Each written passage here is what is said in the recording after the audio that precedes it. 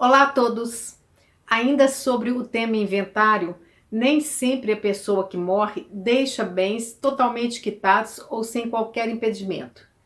Na verdade, o inventário serve para que os herdeiros, filhos, cônjuges, companheiro, pais ou outros parentes prestem contas ao poder público sobre quais são os bens e direitos de quem faleceu e de como serão divididos. No vídeo de hoje vou conversar com vocês sobre inventário envolvendo imóvel financiado.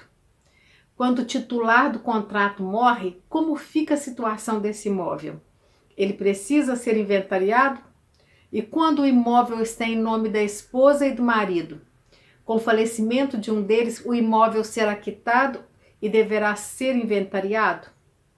Todas essas dúvidas esclarecerei a seguir.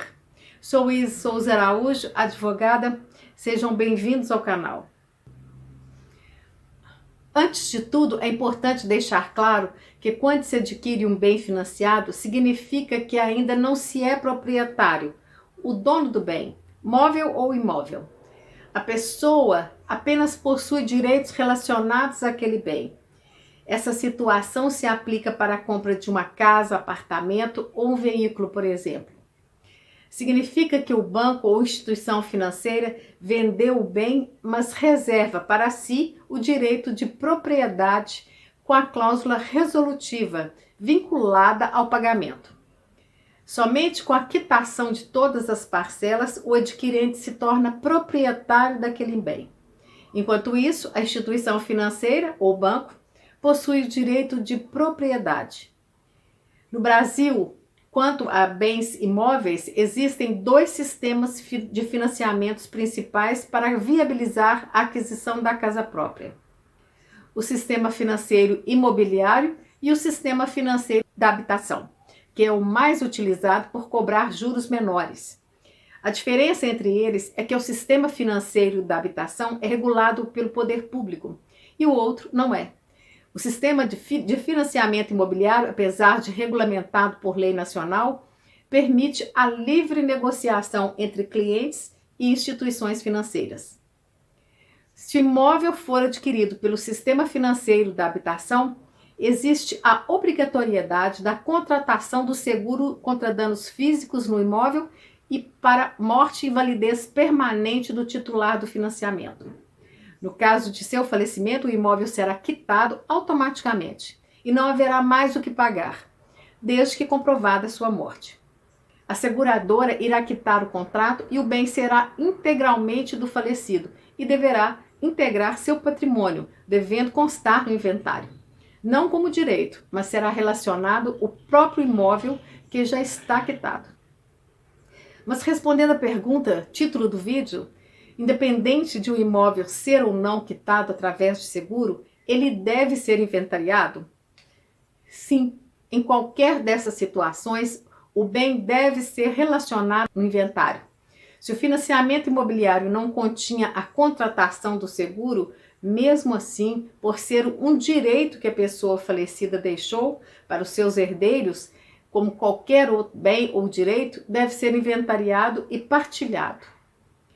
Mas vejam, se a pessoa falecida pagou em vida 20 ou 30% do financiamento de um bem imóvel, por exemplo, deverá ser informado no inventário que ele era titular daquela porcentagem. Será inventariado 20 ou 30% do financiamento do imóvel, uma vez que o falecido já era titular daquele percentual. E deverá constar no inventário os direitos que o falecido possuía proporcionalmente sobre aquele imóvel. Quantas parcelas que irão vencer após a sua morte, as opções deixadas aos herdeiros será quitar o restante das parcelas com o espólio, o patrimônio da pessoa falecida, poderão realizar a venda do bem e repassar a dívida ao comprador, e ainda existe a possibilidade de os herdeiros assumirem a dívida e, após a quitação, realizarem a partilha entre si. Haverá a cobrança do ITCD, mas serão inventariados os direitos que o falecido tinha sobre o bem e será proporcional ao valor que já havia sido pago. Se a pessoa falecida já havia pago 20 ou 30% do bem, calcula-se o valor do imposto sobre esse percentual pago do financiamento. E somente sobre esse valor será pago para a devida transferência aos herdeiros. Em outra situação, quando houver uma composição de renda, o banco irá considerar a renda oferida por cada um dos contratantes e a sua responsabilidade no pagamento das parcelas. Ocorrendo a morte de um dos devedores, o seguro só irá cobrir a parte correspondente à pessoa falecida. Vou dar um exemplo. O marido, a esposa ou companheiro adquiriram juntos um imóvel financiado. Ambos constam no contrato e são, portanto, devedores solidários. Cada um tem 50% de responsabilidade no pagamento de cada parcela. Se um deles vem a falecer, o seguro só cobrirá a cota daquele que faleceu referente ao restante das parcelas que irão vencer após o seu falecimento. Se a esposa faleceu, o marido viúvo continuará devedor de sua cota das parcelas e, mesmo assim, o imóvel deverá ser inventariado. Mas como fica a cobrança do imposto? Vejam, se o imóvel era financiado por ambos os cônjuges ou companheiros, aquele que faleceu terá a sua dívida paga e deverá ser inventariada para transmitir aos herdeiros. O imposto, o ITCD, será calculado sobre a parte do falecido, desde que devidamente quitada. A parte pertencente ao cônjuge sobrevivente deverá continuar sendo paga.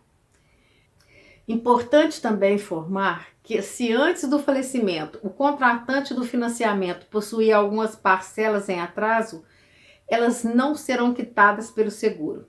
Será quitado somente o montante correspondente ao período posterior à morte do titular do financiamento. Conclui-se, portanto, que o falecimento do contratante deixa para os herdeiros diversos caminhos. É essencial que esses busquem informações junto ao agente financeiro, se havia ou não a contratação do seguro e as implicações quanto à composição de renda no financiamento. Espero ter esclarecido as dúvidas de vocês, se não todas, algumas delas. Peço que curtam o vídeo, inscrevam-se no canal e deixem seus comentários e outras dúvidas que estarei respondendo.